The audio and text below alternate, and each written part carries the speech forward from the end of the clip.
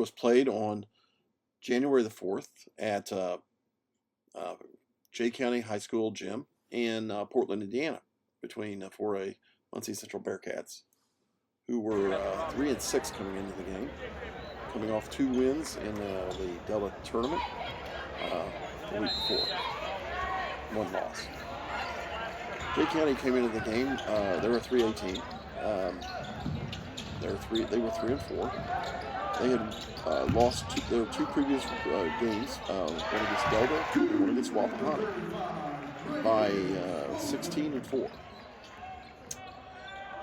So we get into this game, and we have a team that has a 6'9" center, 6'7" player who played a lot, and a 6'6" and 6'4" that played a lot. They had a big height advantage. They wanted to slow the ball game down. They play a lot of zone. They keep bringing the zone out, like all the teams that play against Muncie do, because we fiddle around passing the ball on the outside all the time. It's constantly. They never take advantage of the baseline to any degree at all. One of the things that I would have probably done if I was the coach there, I might have played that 6'7" guy sitting on the bench a lot more. I don't know if there's some kind of reason why he can't play much, but there are key times in this game, where he absolutely would have been an advantage. He is a little bit slower, but we were playing a slow game, and we're playing against guys that are big, tall guys that he can block up the lane. So we would have probably had more of an advantage on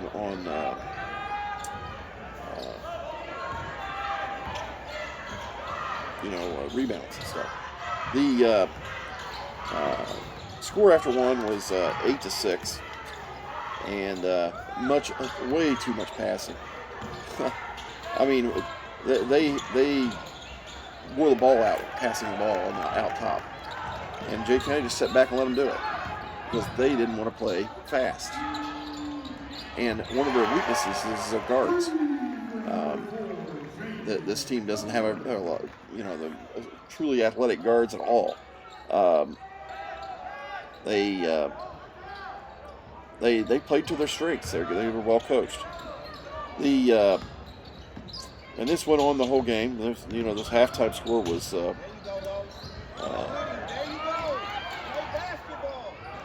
let's see, it was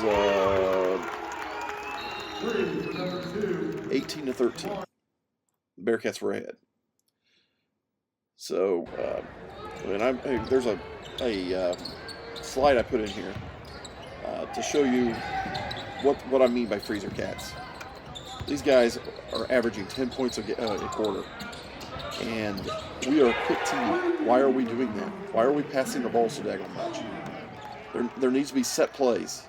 When the other team's playing man-to-man, there is absolutely no reason why we're not running set plays. Especially on out-of-bounds plays. Our out-of-bounds plays are awful. We make a lot of turnovers on the out-of-bounds plays.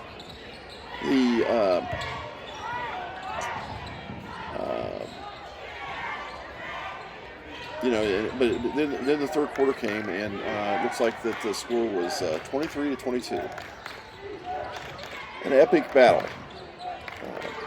And this is a trend that I've started seeing, is that in games that we lose, we don't score in the second half much at all. In this game, they scored 10 points, and it was on 2 shots in the third quarter, and probably the same in the fourth. And very few free throws were taken, and mostly that's because when you try to pass the ball out on the outside, you don't get much. They were trying to slow the game down, so they didn't care if they passed the ball around 5 times. It's very obvious that this offense is too slow. We need to speed the ball. When there's a made basket, we need to take them and advance the ball quickly, not piddle around in the back thing in the backcourt, not They need to run the ball up the floor, push the ball up the floor, especially with teams like this that are slow. We have to exploit our quickness. That's our advantage. In the fourth quarter, we get to a point where, they're just going back and forth, and it was a really close game until about a minute and a half to go. And at that point, I think it's at the 7:14 minute mark of the tape here. There is a out of bounds situation. One of the guards got trapped, and the coach called timeout. At that point, when they brought the ball back in, he made a substitution. He brought in another guard who has played very little until the last couple of games. The 6'7" guy would have been the obvious guy to get in there because he could probably get the ball in on the inside. We're only down 2 points. Well, he never comes into the game, and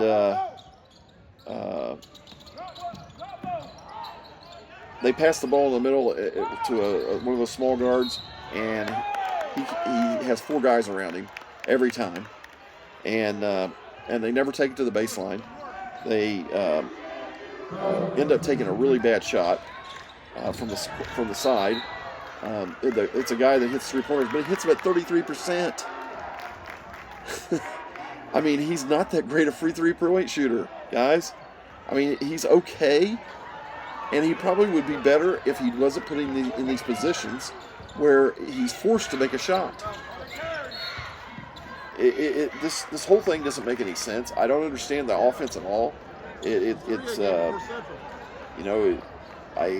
think that we're going to see a lot of problems coming up soon. Schedule's going to get really ugly. The next because we're not playing anymore very many more 3A teams, and the ones that we do play are ranked a lot of times. At least one of them is. You've got Lafayette Jeff. They have a record of, which is our game Friday night. They have a record of 9-2. Now, granted, they haven't played a lot of big teams, but they're usually slow. Got to take advantage of our advantage. We're quicker than every team we play. The Noblesville, they play Saturday night, and they're 7-4, but they played a heck of a schedule. They got beat by Westfield, who's ranked, and Fishers, who's number 1, and Warren Central, who's a fairly decent team on occasion. It looks like that they are up and down a lot. So, those 2 games are going to be really tough. I bet we have problems staying within 35. I bet we get a running clock in the second half on both of those games. If we play like we did the other night, they're going to just steal the ball, because I know Noblesville has good guards, and I would suspect that Lafayette, while they're probably not the quickest guys in the world, but if they do have a quick guy, we're in real trouble. The next week they play Burris and Richmond. Richmond, I know has some quicker players. Then they play Chittard, which should win that game. I doubt it. They've played a pretty weak schedule this year. Kokomo in Westfield. Then it's Woodward's Row in the next 5 games after that. Kokomo, Westfield, Greenfield Central, Marion, and Anderson.